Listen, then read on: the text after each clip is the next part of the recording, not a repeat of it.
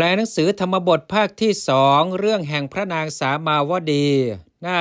27ตั้งแต่ตัดสมิงปนากาเลพัทวติยเศรษฐีนามะโคสกเศรษฐิโนอทิฏฐปุพพสหายโกอโหสิเป็นต้นไปปนาก็กาเลในการตัดสมิงนั้นพัทวติยเศรษฐีนามะชื่ออันว่าเศรษฐีชื่อว่าพัทวดีพัทวตีนคเรในเมืองชื่อว่าพัทวดี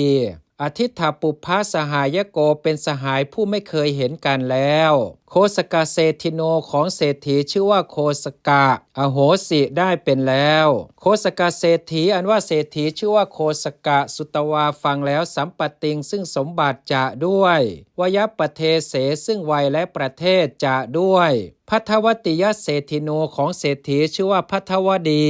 สันติเกในสำนักวานิชานางของพ่อค้าทั้งหลายอาคตานางผู้มาแล้วพัทวตีนครโตจากเมืองชื่อว่าพัทวดีอิจฉันโตปรารถนาอยู่สหายกะภาวังซึ่งความเป็นแห่งสหายสัตทิงกับเตนะพัทวติยเศรษฐินาด้วยเศรษฐีชื่อว่าพัทวดีนั้นเปเสสิส่งไปแล้วปนาการังซึ่งเครื่องบรรณาการพัทวติยเศรษฐีปิแม้อันว่าเศรษฐีชื่อว่าพัทวดีสุตวาฟังแล้วสัมปติงซึ่งสมบัติจะด้วยวยปเทสังซึ่งวัยและประเทศจะด้วยโคสกเศรษฐิโนของเศรษฐีชื่อว่าโคสกะสันติเกในสำนักวานิชานางของพ่อค้าทั้งหลายอาคตานางผู้มาแล้วโกสัมพิโตจากเมืองชื่อว่าโกสัมพีอิจฉันโตปรารถนาอยู่สหายกับภาวังซึ่งความเป็นแห่งสหายสัตทิงกับเตนะโคสกะเศรษฐินาด้วยเศรษฐีชื่อว่าโคสกะนั้นเปเสสิส่งไปแล้วปนาการังซึ่งเครื่องบรรณาการเศรษฐีอันว่าเศรษฐีทเวสองเตเหล่านั้นอทิฏฐปุพพสหายกาเป็นสหายผู้ไม่เคยเห็นแล้วอัญญมันอย่างซึ่งกันและกันหุตวาเป็นว่าสิงสุอยู่แล้วเอวังด้วยประการฉนี้อปรภาเคในการอันเป็นส่วนอื่นอีกอหิวาตกะโรโคอันว่าโรคอันเกิดแต่ลมมีพิษเพียงดังพิษแห่งงูปฏิโตตกไปแล้วเคเหในเรือนพัทวติยเศรษฐิโนของเศรษฐีชื่อว่าพัทวดีตัดสมิงอหิวาตกะโรเคครั้นเมื่ออหิวาตกะโรคนั้นปฏิเตตกไปแล้วมัคคิกาอันว่าแมลงวันทั้งหลายมรันติย่อมตายปัทมังกรตโตในลำดับนั้นกีตาอันว่าแมลงทั้งหลายมูสิกาอันว่าหนูทั้งหลายกุกุตาอันว่าไก่ทั้งหลายสุกราอันว่าสุกรทั้งหลายสุนัขขาอันว่าสุนัขทั้งหลายมัชชาราอันว่าแมวทั้งหลายคาโวอันว่าโคทั้งหลายทาสีอันว่าทาสีทั้งหลายทาสาอันว่าทาสทั้งหลายมรันติย่อมตายอนุกเมนะโดยลำดับเอวะนั่นเทียวครมานุสกาอันว่าประชุมแห่งมนุษย์ในเรือนทั้งหลายมรันติย่อมตายสัพพปัจฉาในภายหลังแห่งสัตว์ทั้งปวงเตสุมนุษย์เสสุในมนุษย์ทั้งหลายเหล่านั้นหนาเยชนานว่าชนทั้งหลายเหล่าใดพินทิตวาทำลายแล้วพิติงซึ่งฝาเรือนปลายันติย่อมหนีไปเตชนานว่าชนทั้งหลายเหล่านั้นและพันติย่อมได้ชีวิตต่างซึ่งชีวิตตถาปิแม้ในการนั้นเศรษฐีอันว่าเศรษฐีจะด้วยภริยานว่าภรรยาจะด้วยทีตานว่าธิดาจะด้วยปลายิตวาหนีไปแล้วตถาเหมือนอย่างนั้นปัทเถนตาปรารถนาอยู่ปัสสิตุงเพื่ออันเห็นโคสกะเศรษฐิงซึ่งเศรษฐีชื่อว่าโคสกะปฏิปัชชิงสุดำเนินไปแล้วโกสัมพิงสู่เมืองชื่อว่าโกสัมพีเตชนานว่าชนทั้งหลายเหล่านั้นขีณปาไถยาผู้มีวัตถุอันเกื้อกูลในหนทางสิ้นไปแล้วอันตรามัคเคในระหว่างแห่งหนทางเอวะนั่นเทียวกิลันตสรีราผู้มีสรีระอันบอบช้ำแล้ววาตาตะเปนะด้วยลมและแดดจะด้วยเอวะนั่นเทียวคุปิปาสาหิด้วยความหิวและความกระหายทั้งหลายจะด้วยปัตตวาถึงแล้วโกสัมพิงซึ่งเมืองชื่อว่าโกสัมพีกิจเชนะโดยยากนหาตวาอาบแล้วอุทกะผาสุกัตถาเนในที่อันมีความสำราญด้วยน้ำปวิสิงสู่เข้าไปแล้วสาลังสู่ศาลาเอกางหลังหนึ่งนัครัทวาเรใกล้ประตูแห่งเมืองตัตรกาเลในการนั้นเศรษฐีอันว่าเศรษฐีอาหากล่าวแล้วภริยังกะภรยาอิติว่า พัทเทในนางผู้เจริญชนานว่าชนทั้งหลายอาคัตฉันตาผู้มาอยู่นิหาเรนะโดยทำนองอิมินานี้อมานาปาเป็นผู้ไม่เป็นที่ยังใจให้เอิบอาบวิชาตมาตุยาปิแม้แห่งมารดาผู้คลอดแล้วโหนติย่อมเป็นเกียระได้ยินว่าสหายโยอันว่าสหายเมของเรา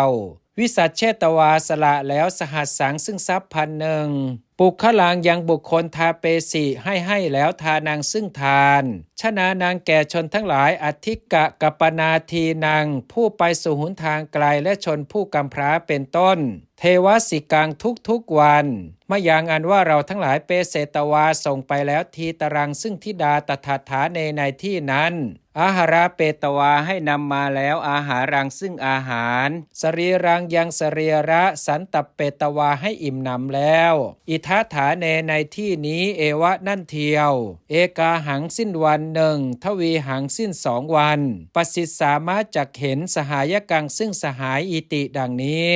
สาภริยานว่าภรยานั้นสัมปัชเชรับพร้อมแล้วอิติว่าสามิข้าแต่นายสาธุอันว่าดีละอิติดังนี้เตชะนานว่าชนทั้งหลายเหล่านั้นว่าสิงสุอยู่แล้วศาลายังในศาลาเอวะนั่นเทียวกาเลครั้นเมื่อการชเนหิอันชนทั้งหลายอารโรจิเตบอกแจ้งแล้วปุณทิวเสในวันรุ่งขึ้นกัปปนัตถิกาทีสุชเนสุครั้นเมื่อชนทั้งหลายกัปปนัตถิกาทีสุมีชนผู้กำพร้าและชนผู้ไปสู่ทางไกลเป็นต้นคัจฉันเตสุไปอยู่อาหารัฐายะเพื่อต้องการแก่อาหารมาตาปิตโรอันว่ามารดาและบิดาทั้งหลายเปสยิงสุส่งไปแล้วทีตรังซึ่งธิดา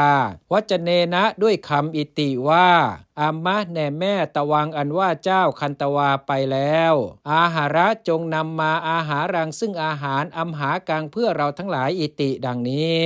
ทีตาลว่าธิดามหาโภคกุลัสสะของตระกูลผู้มีโภคะมากอัตโนวิปัตติยาอชินนะรัชตายะอรัชมานาวะอรัชมานาไม่ละอายอยู่อัตโนวิปัตติยาอชินนะรัชตายะขีตายะเพราะความที่อัตโนแห่งตนอชินนะรัชขีดเป็นผู้มีความละอายวิปัตติยาอันความวิบัติอัจฉินะขีดตัดขาดแล้ววะเทียวอัตโนวิปัตติยาอัจฉินะรัชตายะเพราะความที่แห่งตนเป็นผู้มีความละอายอันความวิบัติตัดขาดแล้ววะเทียวขเหตวาถือเอาแล้วปาติงซึ่งถาดคตาไปแล้วอาหารัฐายะเพื่อต้องการแก่อาหารสัตทิงกับปนะชเนนะด้วยชนผู้กำพร้ามิตตกุตุมพิเกนะปุถา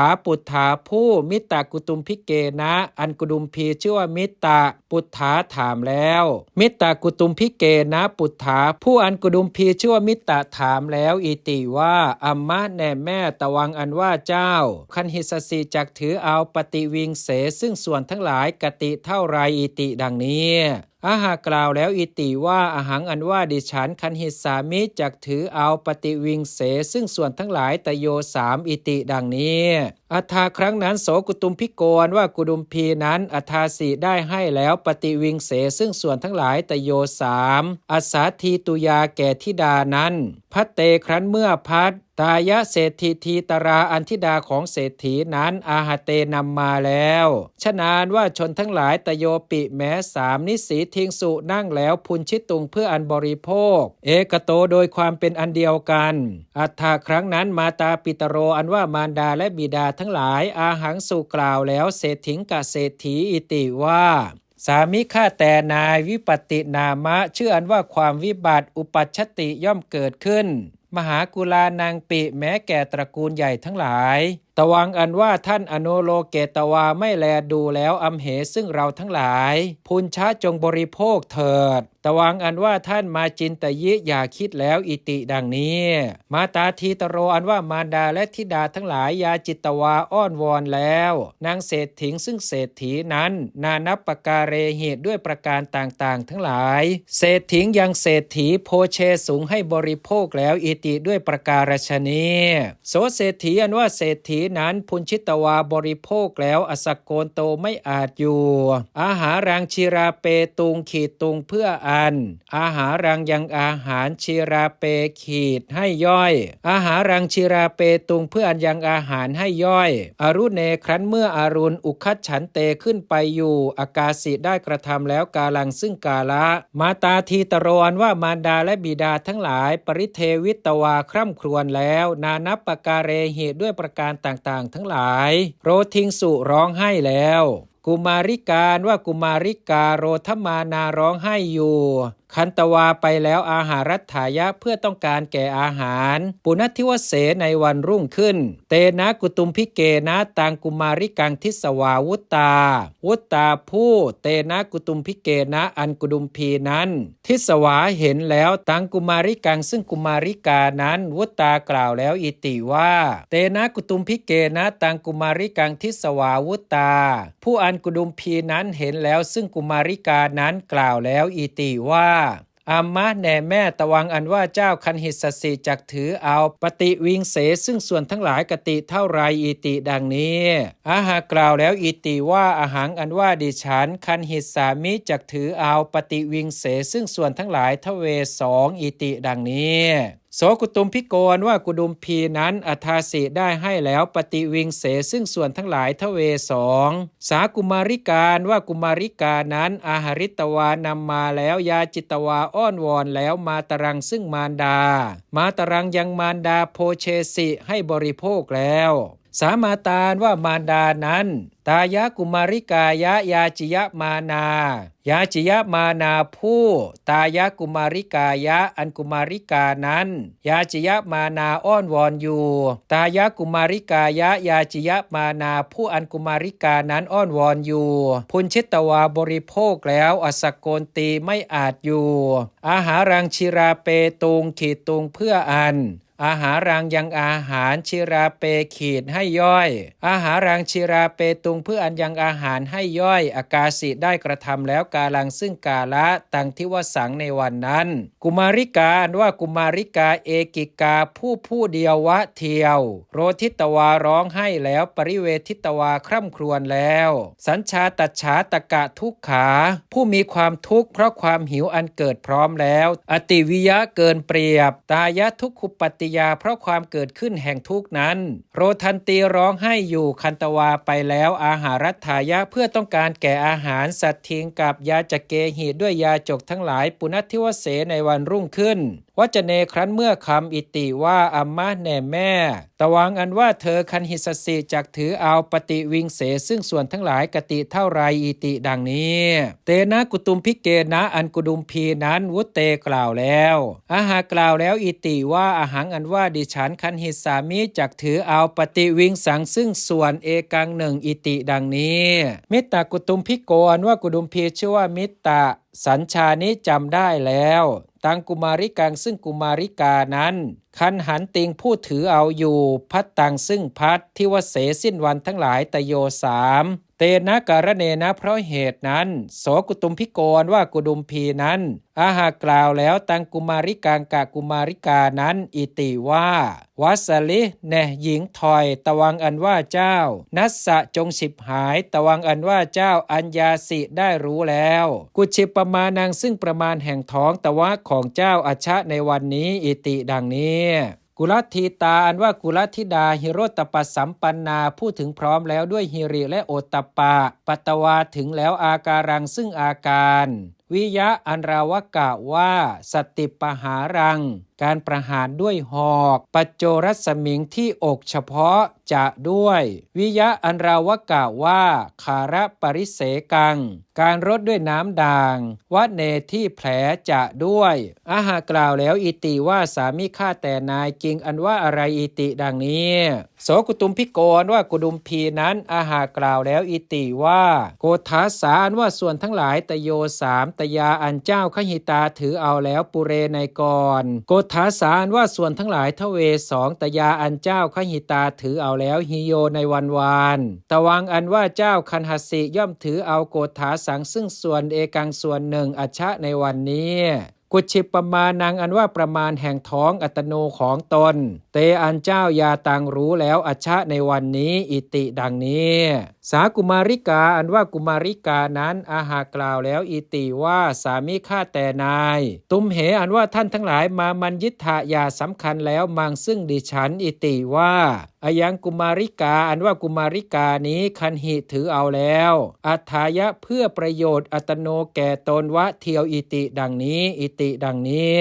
โสกุตุมพิโกนว่ากุดุมพีนั้นปุชิถามแล้วอิติว่าอัมมะแน่แม่อัฏฐภาเวครั้นเมื่อความเป็นอัฏฐะอย่างนั้นสันเตมีอยู่ตวังอันว่าเจ้าคันหิถือเอาแล้วโกฏาเสซึ่งส่วนทั้งหลายตโยสามกัสมาเพราะเหตุไรอิติดังนี้สากุมาริกาว่ากุมาริกานั้นอาหากล่าวแล้วอิติว่าสามีข้าแต่นายมายังอันว่าเราทั้งหลายชนาเป็นชนตโย3 คนอาหุมหาได้เป็นแล้วปุเรในก่อนมายังอันว่าเราทั้งหลายชนาเป็นชนทเว2 คนอาหุมหาได้เป็นแล้วหิโยในวันวานอาหังอันว่าดิฉันเอกิกาเป็นผู้เดียววะเทียวชาตาเป็นผู้เกิดแล้วอัมหิย่อมเป็นอัชชะในวันนี้อิติดังนี้โสกุตุมพิโกนว่ากุดุมพีนั้นปุจิตวาถามแล้วอิติว่าตวังอันว่าเจ้าเอกิกาเป็นผู้เดียววะเทียวชาตาเป็นผู้เกิดแล้วอสิย่อมเป็นการเนนะเพราะเหตุเกนะอะไรอิติดังนี้สุตวาฟังแล้วปวัตติงซึ่งความเป็นไปทั่วสัพพังทั้งปวงตายะกุมาริกายะกทิตังอันตายะกุมาริกายะอันกุมาริกานั้นกทิตังกล่าวแล้วตายะกุมาริกายะกทิตังอันกุมาริกานั้นกล่าวแล้วปัฏฐายะจำเดิมอาทิโตแต่ต้นอสโกนโตไม่อาจอยู่สันทาเรตุงเพื่ออันทรงไว้พร้อมอสูนิซึ่งน้ำตาทั้งหลายสัญชาตะพลวะโทมนัสโสเป็นผู้มีโทมนัสมีกำลังอันเกิดพร้อมแล้วหุตวาเป็นวัตวากล่าวแล้วอิติว่าอัมมาดูก่อนแม่เอวังภาเวครั้นเมื่อความเป็นเอวังอย่างนั้นสันเตมีอยู่ตวังอันว่าเจ้ามาจินตยิอย่าคิดแล้วตวังอันว่าเจ้าทีตาเป็นธิดาภัททวติยเศรษฐิโนของเศรษฐีชื่อว่าภัททวดีหุตวาเป็นทีตานามะชื่อว่าเป็นธิดามะมะของเราเอวะนั่นเทียวอสิย่อมเป็นปัฏฐายะจำเดิมอัชฌกาลโตแต่การมีในวันนี้อิติดังนี้จุมพิตวาจูบแล้วสีเสที่ศีรษะเนตวานำไปแล้วขรังสู่เรือนทเปสิตั้งไว้แล้วเชษฐาทีตุถาเนในตำแหน่งแห่งธิดาผู้เจริญที่สุดอัตโนของตนสากุมาริกาว่ากุมาริกานั้นสุตวาฟังแล้วอุจจาสัทธังซึ่งเสียงสูงมหาสัทธังซึ่งเสียงใหญ่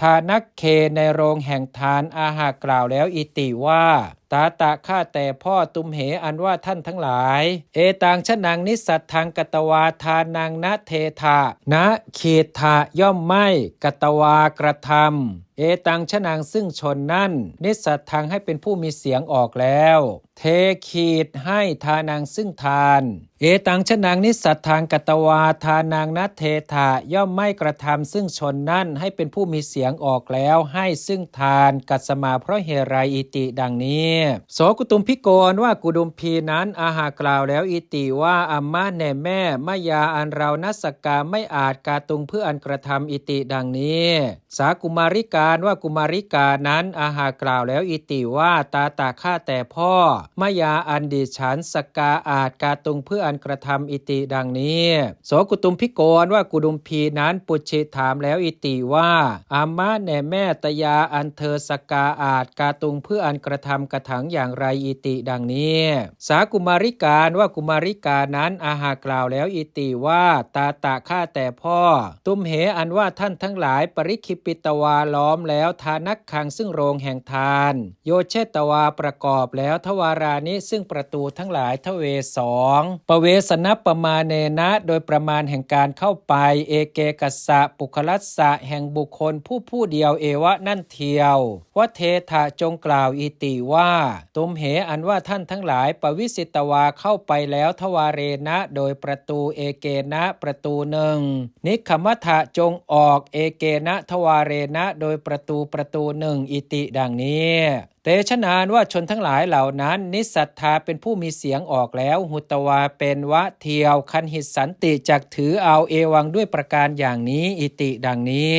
โสกุตุมพิโกนว่ากุดุมพีนั้นสุตวาฟังแล้วตังวัจนังซึ่งคำนั้นวัตวากล่าวแล้วอิติว่าอัมมะแน่แม่อุปายโยอันว่าอุบายพัทธโกเป็นอุบายอันเจริญวะเทียวโหติย่อมเป็นอิติดังนี้ปุคลังยังบุคคลกาเรสิให้กระทำแล้วตถาเหมือนอย่างนั้นกุมาริการว่ากุมาริกาสาปิแม้นั้นสามานามะเป็นผู้ชื่อว่าสามาชาตาเกิดแล้วปุเพในการก่อนปณะแต่ว่าสากุมาริการว่ากุมาริกานั้นสามาวตีนามะเป็นผู้ชื่อว่าสามาวดีชาตาเกิดแล้วอัตนาวัติยาการิตตาขีตตาเพราะความที่วัติยาแห่งรั้วอัตนาอันตนการิตะขีดให้กระทำแล้วอัตนาวัติยาการิตตาเพราะความที่แห่งรั้วเป็นของอันตนให้กระทำแล้วโกลาหลังอันว่าความโกลาหลทานักเคในโรงแห่งทานปัดฉินนางขาดหายแล้วปัฏฐายะจำเดิมตโตกาลโตแต่การนั้นโคสกะเศรษฐีอันว่าเศรษฐีชื่อว่าโคสกะสุนันโตฟังอยู่สัตทางซึ่งเสียงต่างนั้นปุเพในการก่อนตุสติย่อมยินดีอิติว่าสัทโธอันว่าเสียงทานักเคในโรงแห่งทานไมหังของเราอิติดังนี้ปณะแต่ว่าโสเศรษฐีอันว่าเศรษฐีนั้นอสุนันโตไม่ได้ยินอยู่สัตทางซึ่งเสียงทวีหาตีหังสิ้นวันสองและวันสามปุจิตถามแล้วมิตากุตุมพิกังซึ่งกุดุมพีชื่อว่ามิตาอาคตังผู้มาแล้วอุปัฏฐานางสู่ที่เป็นที่บำรุงอัตโนซึ่งตนอิติว่าทานังอันว่าทานกับปนัตถิกาทีนางชนานังชนานังเพื่อชนทั้งหลายกับปนัตถิกาทีนางมีชนผู้กำพร้าและชนผู้ไปสู่ทางไกลเป็นต้นตยาอันท่านทียติให้อยู่หรืออิติดังนี้โสกุตุมพิโกนว่ากุดุมพีนั้นอาหากล่าวแล้วอิติว่าสามิข้าแต่นายอามะขอรับทานังอันว่าทานมยาอันกระผมทียติให้อยู่อิติดังนี้โสเศรษฐีอันว่าเศรษฐีนั้นปุจิถามแล้วอิติว่าอัฏฐภาเวครั้นเมื่อความเป็นอัฏฐอย่างนั้นสติมีอยู่สัทโธอันว่าเสียงมยาอันเรานาสุยติไม่ฟังอยู่ทวีหาตีหังสิ้นวันสองและวันสามกิงการนาเพราะเหตุอะไรอิติดังนี้โสกุตุมพิโกนว่ากุดุมพีนั้นอาหากล่าวแล้วอิติว่าชนานว่าชนทั้งหลายนิสัทธาเป็นผู้มีเสียงออกแล้วหุตวาเป็นคันหันติย่อมรับเอายถาโดยประการใดอุปายโยอันว่าอุบายเมอันกระผมกระโตกระทำแล้วตถาโดยประการนั้นอิติดังนี้โสเศรษฐีอันว่าเศรษฐีนั้นปุจิถามแล้วอิติว่าอัฏฐภาเวครั้นเมื่อความเป็นอัฏฐอย่างนั้นสันเตมีอยู่ตวังอันว่าท่านณอากาสิไม่ได้กระทำแล้วปุเพในการก่อนว่าเทียวกัสมาเพราะเหตุไรอิติดังนี้โสกุตุมพิโกนว่ากุดุมพีนั้นอาหากล่าวแล้วอิติว่าสามิข้าแต่นายอหังอันว่ากระผมณอากาสิงไม่ได้กระทำแล้วปุเพในการก่อนอชานนตายะเพราะความเป็นคืออันไม่รู้อิติดังนี้โสเศรษฐีอันว่าเศรษฐีนั้นปุจิถามแล้วอิติว่าอิธานิในการนี้อุปายโยอันว่าอุบายเตอันท่านยาโตรู้แล้วกระถังอย่างไรอิติดังนี้โสกุตุมพิโกนว่ากุดุมพีนั้นอาหากล่าวแล้วอิติว่าสามิข้าแต่นายอุปายโยอันว่าอุบายทีตราอันธิดาเมของกระผมอาขาโตบอกแล้วอิติดังนี้โสเศรษฐีอันว่าเศรษฐีนั้นปุจิถามแล้วอิติว่าทีตานามะชื่ออันว่าธิดาตวะของท่านไมหังอวิธิตาอวิธิตาผู้ไมหังอันเราอวิธิตาไม่รู้แล้วไมหังอวิธิตาผู้อันเราไม่รู้แล้วอธิมีอยู่หรืออิติดังนี้โสกุตุมพิโกนว่ากุดุมพีนั้นอาจิคิตวาบอกแล้วปวัตติงซึ่งเรื่องอันเป็นไปทั่วพัทธวติยเศรษฐิโนแห่งเศรษฐีชื่อว่าพัทธวดีสัพพังทั้งปวงปทายะจำเดิมอหิวาตกะโรคุปปติโตแต่อันเกิดขึ้นแห่งอหิวาตกโรคอโรเจสิบอกแจ้งแล้วตัสสาเศรษฐีทีตุอัตโนอัตนาเชษฐทีตุฐาเนทปิตะภาวังขีดภาวังซึ่งความที่ตัสสาเศรษฐีทีตุแห่งธิดาของเศรษฐีนั้นท ทัปปิตะขีดเป็นผู้อัตนาอันตนทัปปิตะขีดตั้งไว้แล้วเชษฐาทีตุฐานเนในตำแหน่งแห่งธิดาผู้เจริญที่สุดอัตโนของตนตัสสาเศรษฐิทีตุอัตโนอัตนาเชษฐาทีตุฐานเนทัปปิตะภาวังซึ่งความที่แห่งธิดาของเศรษฐีนั้นเป็นผู้อันตนตั้งไว้แล้วในตำแหน่งแห่งธิดาผู้เจริญที่สุดของตนอัฏฐาครั้งนั้นเศรษฐีอันว่าเศรษฐีวัตวากล่าวแล้วนางกุตุมพิกังกักกุดุมพีนั้นอิติว่าเอวังภาเวครั้นเมื่อความเป็นเอวังอย่างนั้นสันเตมีอยู่ตวังอันว่าท่านนักเถสิไม่บอกแล้วมาแก่เรากัสมาเพราะเหตุไรทีตาอันว่าธิดาสหายกัสสะของสหายมะของเราทีตานามะชื่อว่าเป็นธิดามะของเราโหติย่อมเป็นอิติดังนี้ปุคลังยังบุคคลปโกสาเปตวาให้เรียกมาแล้วตังเศรษฐีทีตรังซึ่งธิดาของเศรษฐีนั้นปุชิถามแล้วอิติว่าอัมมะแน่แม่ตวังอันว่าเจ้าทีตาเป็นธิดาเศรษฐิโนของเศรษฐีอสิย่อมเป็นหรืออิติดังนี้สาเศรษฐีทีตาว่าธิดาของเศรษฐีนั้นอาหากล่าวแล้วอิติว่าตาตะข้าแต่พ่ออัมมะจ้าเอวังอันว่าอย่างนั้นอิติดังนี้โสเศรษฐีอันว่าเศรษฐีนั้นอาหากล่าวแล้วอิติว่าเตนะหิท่าอย่างนั้นตวังอันว่าเจ้ามาจินตยิอย่าคิดแล้วตวังอันว่าเจ้าทีตาเป็นธิดามะของเราอสิย่อมเป็นอิติดังนี้จุมพิตวาจูบแล้วตังเศรษฐีทีตรังซึ่งธิดาของเศรษฐีนั้นสีเสที่ศีรษะทัตวาให้แล้วอิทธิสตานิซึ่งร้อยแห่งหญิงทั้งหลายปัญจห้าตัสสาเศรษฐีทีตุแก่ธิดาของเศรษฐีนั้นปริวารัตถายะเพื่อประโยชน์แก่ความเป็นบริวารทเปสิตั้งไว้แล้วตังเศรษฐีทีตรังซึ่งธิดาของเศรษฐีนั้นเชษฐาทีตุฐานเนในตำแหน่งแห่งธิดาผู้เจริญที่สุดอัตโนของตนอัฏฐาครั้งนั้นเอกทิวสังในวันหนึ่งนักขัดตังอันว่านักสัตว์ปุคเลนะสังคุตถังสังคุตถังเป็นเรื่องปุคเลนะอันบุคคลสังคุตถังเป่าร้องแล้วปุคเลนะสังคุตถังเป็นเรื่องอันบุคคลเป่าร้องแล้วนักขเรในเมืองตัสมิงนั้นโหติย่อมเป็นปนาก็กุลทีตโรปิแม้อันว่ากุลธิดาทั้งหลายอนิขมนากาผู้ไม่ออกไปพหิในภายนอกคันตวาไปแล้วนทิงสู่แม่น้ำปัทัสสาด้วยเท้าวะเทียวนหายันติย่อมอาบสัตทิงกับปริวาเรณะด้วยบริวารอัตโนของตนนักขัดเตในเพราะนักสัตว์ตัดสมิงนั้นตัดสมาเพราะเหตุนั้นตังทิวสังในวันนั้นสามาวตีปิแม้อันว่านางสามาวดีปัญจหิอิทธิสเตหิปริวาริตาผู้อิทธิสเตหิอันร้อยแห่งหญิงทั้งหลายปัญจหิห้าปริวาริตาแวดล้อมแล้วปัญจหิอิทธิสเตหิปริวาริตาผู้อันร้อยแห่งหญิงทั้งหลายห้าแวดล้อมแล้วอัคคมาสีได้ไปแล้วนะหายิตุงเพื่ออันอาบราชังคเนนะโดยเนินแห่งพระราชาเอวะนั่นเทียวราชาปิแม้อันว่าพระราชาอุเทนโนพระนามว่าอุเทนทิโตประทับยืนอยู่แล้วสีหปัญชเรศที่สีหบัญชรทิสวาทรงเห็นแล้วตังสามาวติงซึ่งนางสามาวดีนั้นปุชิตรัสถามแล้วอิติว่าอิมาอิทธิอันว่าหญิงทั้งหลายเหล่านี้นาตกิจทิโยเป็นหญิงนักฟ้อนกัสสะของใครโหนติย่อมเป็นอิติดังนี้ราชปุริสาอันว่าราชบุรุษทั้งหลายอาหังสู่กราบทูลแล้วอิติว่าเทวะข้าแต่พระองค์ผู้สมมุติเทพอิมาอิทธิอันว่าหญิงทั้งหลายเหล่านี้นาตกิจทิโยเป็นหญิงนักฟ้อนกัสจิของใครๆโหนติย่อมเป็นนาหามิได้อิติดังนี้โสราชาว่าพระราชานั้นปุชิตรัสถามแล้วอิติว่าอัฏฐภาเวครั้นเมื่อความเป็นอัฏฐอย่างนั้นสันเตมีอยู่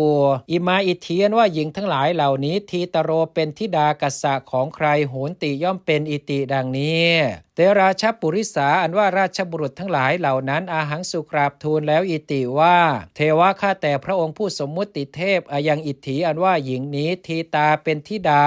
โคสกะเศรษฐิโนของเศรษฐีชื่อว่าโคสกะโหติย่อมเป็นเอสาอิทธิอันว่าหญิงนั้นสามาวตีนามะเป็นผู้ชื่อว่าสามาวดีโหติย่อมเป็นอิติดังนี้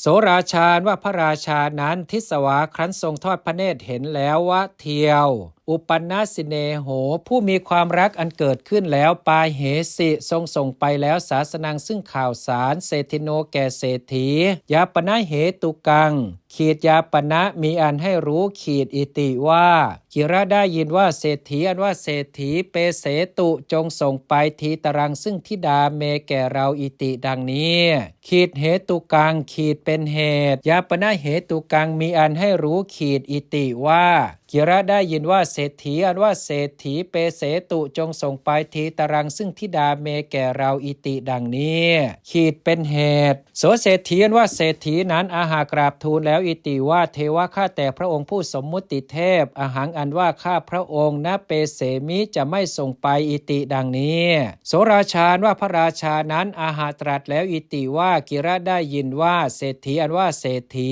มากโรตุจงอย่ากระทำเอวังอย่างนี้เศรษฐีอันว่าเศรษฐีเปเสตุจงส่งไปเอวะนั่นเทียวอิติดังนี้โสเศรษฐีอันว่าเศรษฐีนั้นอาหากราบทูลแล้วอิติว่าเทวะข้าแต่พระองค์ผู้สมมุติเทพมายังอันว่าข้าพระองค์ทั้งหลายขหปฏิกานามะชื่อว่าเป็นคฤหบดีหุตวาเป็นนาเทมะย่อมไม่ถวายกุมาริกานางโปเทตวาวิเหเทตวากัตถนะพเยนะขีดพเยนะเพราะความกลัวโปเทตวาวิเหเทตวากัตถนะขีดแต่การโปเทตวาโบยแล้ววิเหเทตวาเบียดเบียนแล้วกัตถนะคร่าออกกุมาริกานางซึ่งกุมาริกาทั้งหลายกุมาริกานางโปเทตวาวิเหเทตวากัตถนะพเยนะเพราะความกลัวแต่การโบยแล้วเบียดเบียนแล้วจึงคร่าออกซึ่งกุมาริกาทั้งหลายอิติดังนี้ราชาว่าพระราชากุชิตวาทรงกริ้วแล้วราชปุริสังยังราชบุรุษทั้งหลายรัชฉาเปตวาให้ตีตราแล้วเคหังซึ่งเรือนราชปุริสังเศรษฐิงจะอัสสะเศรษฐิโนภริยังจะหัตเถขเหตวาพหิการาเปสิราชปุริสังยังราชบุรุษการาเปสิให้ขเหตวาจับแล้วเศรษฐิงซึ่งเศรษฐีจะด้วยภริยังซึ่งภรรยาอัสสะเศรษฐิโนของเศรษฐีนั้นจะด้วยหัตเถที่มือการาเปสิกระทำแล้วพหิในภายนอกราชปุริสังเศรษฐิงจะอัสสะเศรษฐิโนภริยังจะหัตเถขเหตวาพหิการาเปสิยังราชบุรุษให้จับแล้วซึ่งเศรษฐีด้วยซึ่งภรรยาของเศรษฐีนั้นด้วยที่มือกระทำแล้วในภายนอกสามาวตีอันว่านางสามาวดีนหาตวาอาบแล้วอาคตามาแล้วอลพันตีไม่ได้อยู่โอกาสังซึ่งโอกาสปวิสิตุงเพื่ออันเข้าไปเคหังสู่เรือนปุชิถามแล้วอิติว่าตาข้าแต่พ่อเอตังการนังอันว่าเหตุนั่นกิ่งอะไรอิติดังนี้โสเศรษฐีอันว่าเศรษฐีนั้นอาหากล่าวแล้วอิติว่าอัมมาแน่แม่ราชาว่าพระราชาปหินิส่งไปแล้วศาสนังซึ่งข่าวสารการนาเพราะเหตุแต่ว่าแห่งเจ้าอัฏฐภาเวครั้นเมื่อความเป็นอัฏฐะอย่างนั้นสันเตมีอยู่วจเนครั้นเมื่อคำอิติว่ามยังอันว่าข้าพระองค์ทั้งหลายณทัสสามารถจักไม่ให้อิติดังนี้อัมเหหิอันเราทั้งหลายวุเตกราบทูลแล้วราชาว่าพระราชาราชปุริสังยังราชบุรุษรัชฉาเปตวาทรงให้ตีตราแล้วขรังซึ่งเรือนการาเปสิทรงให้กระทำแล้วอัมเหซึ่งเราทั้งหลายพหิในภายนอกอิติดังนี้สามาวตีอันว่านางสามาวดีอาหากล่าวแล้วอิติว่าตาข้าแต่พ่อกัมมังอันว่ากัมภาริยังอันหนักโวอันท่านทั้งหลายกระตังกระทำแล้วตาข้าแต่พ่อศาสเนครั้นเมื่อข่าวสารรัญญานามะชื่ออันพระราชาปหิเตส่งมาแล้ววจนังอันว่าคำอิติว่าสเจท่าว่าตุมเหอันว่าพระองค์ทั้งหลายคันหทะจงทรงรับทีตรังซึ่งธิดาเมของข้าพระองค์สัปริวารังผู้เป็นไปกับด้วยบริวารไซมายังอันว่าข้าพระองค์ทั้งหลายเทมะจะถวายอิติดังนี้ตุมเหหิมายังนะเทมะอิติอวัตวาวัตตพังวัตตพังเป็นคำตุมเหหิอันท่านทั้งหลายอวัตวาไม่กล่าวแล้วอิติว่ามายังอันว่าข้าพระองค์ทั้งหลายนะเทมะจะไม่ถวายอิติดังนี้วัตตพังพึงกล่าวพวัยยะพึงเป็นอิติดังนี้ตุมเห หิมะยังนะเทมะอิติอวัตวาวัตตพังเป็นคำอันท่านทั้งหลายไม่พึงกล่าวว่าอันว่าข้าพระองค์ทั้งหลายจะไม่ถวายดังนี้พึงถวายพระวัยยะพึงเป็นอิติดังนี้โสเศรษฐีอันว่าเศรษฐีนั้นวัตวากล่าวแล้วอิติว่าอัมมะแน่แม่สาธุอันว่าดีละรุจิยาครั้นเมื่อความพอใจแต่ว่าของเจ้าสติมีอยู่อาหารอันว่าเรากริษามิจะกระทำเอวังอย่างนั้นอิติดังนี้ปาเหสิส่งไปแล้วศาสนังซึ่งข่าวสารตถามเหมือนอย่างนั้นรัญโยแก่พระราชาราชาว่าพระราชาสัมปติชิตวาทรงรับพร้อมแล้วอิติว่าสาธุอันว่าดีละอิติดังนี้อาเนตวาทรงนำมาแล้วตังสามาวติงซึ่งนางสามาวดีนั้นสาปริวารังผู้เป็นไปกับด้วยบริวารอภิสินจิตวาทรงอภิเษกแล้วทเปสิทรงตั้งไว้แล้วอัครมเหสิทธาเนในตำแหน่งแห่งอัครมเหสี